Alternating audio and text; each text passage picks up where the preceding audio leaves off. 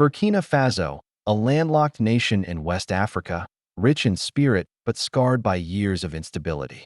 France, its former colonial ruler, once promised protection and military support against terrorism.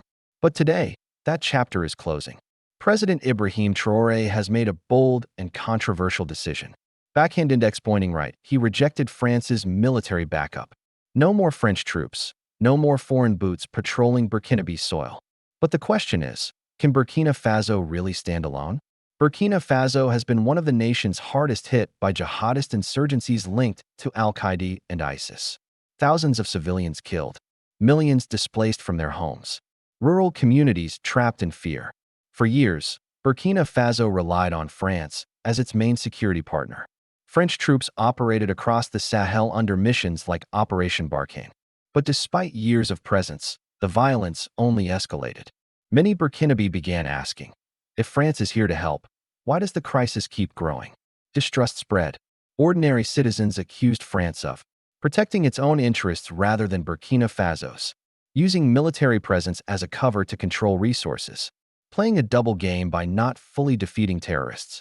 By 2022, frustration reached boiling point. Enter Ibrahim Traoré, the young army captain who staged a coup in September 2022, becoming the world's youngest leader at 34.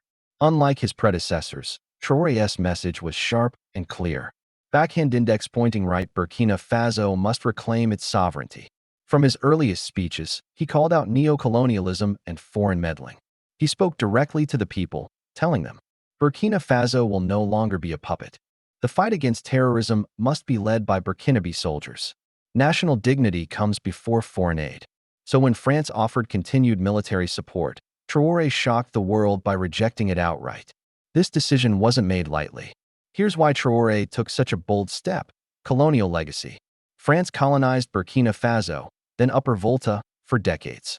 Many see French troops as a reminder of foreign domination. Lack of results. Despite France's long presence in the Sahel, terrorism only expanded. Citizens felt the French mission failed to deliver real security, sovereignty, and pride. Traoré argued that a nation cannot claim independence while depending on foreign armies. Rejecting France became a statement of national dignity. Geopolitical shift. Burkina Faso, like Mali and Niger, is looking for new partners: Russia, Turkey, or regional African alliances. Traoré wants to diversify support rather than depend solely on France. This wasn't just a military decision. It was political, symbolic, and deeply emotional. When Traoré said no to France, it raised a huge question. Backhand index pointing right, can Burkina Faso defend itself without French military backup? Here's the reality. Burkina Faso's army is relatively small, under-equipped, and stretched thin.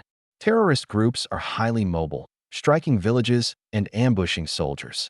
The terrain, vast deserts and forests, makes it difficult to secure borders. So how can Burkina Faso stand alone?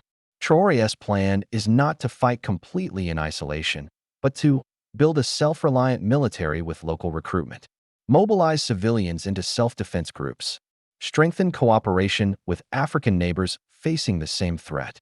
Still, it's a massive gamble, one that could make or break his presidency. Traoré's rejection of France didn't just shake Burkina Faso, it sent shockwaves worldwide. In Mali and Niger, leaders applauded him, since they too had expelled French forces. Together, these nations formed the Alliance of Sahel States, a military pact pledging mutual defense. In France, officials expressed regret, warning Burkina Faso may struggle without French support. Behind closed doors, Paris fears losing its last foothold in West Africa. In the U.S. and Europe, concerns rose that Burkina Faso may turn to Russia's Wagner Group for support.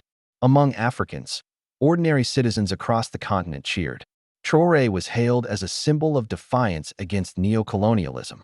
Burkina Faso was no longer seen as weak. It was seen as proud and fearless. On paper, rejecting France sounds final.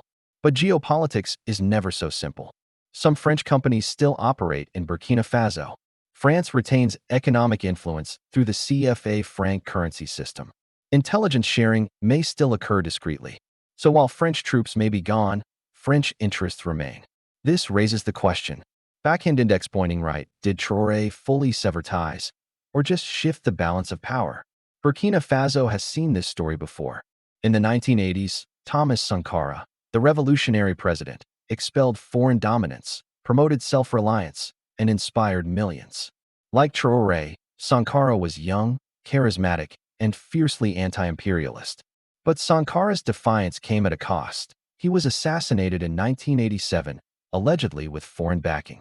Today, many Burkinabés see Traoré as the new Sankara. But they also fear history could repeat itself.